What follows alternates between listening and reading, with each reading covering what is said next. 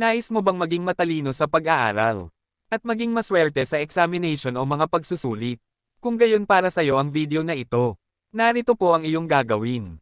Ito'y hango sa banal na aklat ng occultismo. Pagtatagumpay sa pagsusulit, kung ikaw ay isang mag-aaral, o kukuha ng examination o pagsusulit, o kahit pa board exam, ay maaari mong gawin ang pamamaraan na ito, upang madagdagan ang tsansa mo na pumasa sa mga pagsusulit. Ganito ang iyong gagawin. Upang maging matalino sa pag-aaral, ay bago magsimula ng pagbabasa ng mga libro, at bago kumuha ng examination, o mga pagsusulit, ay banggitin po muna ninyo ang oras iyong ito ng 3 beses, upang maging maswerte kayo sa pagsusulit. Narito po ang orasyon.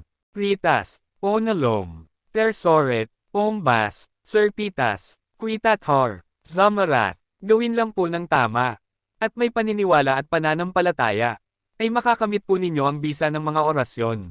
God bless.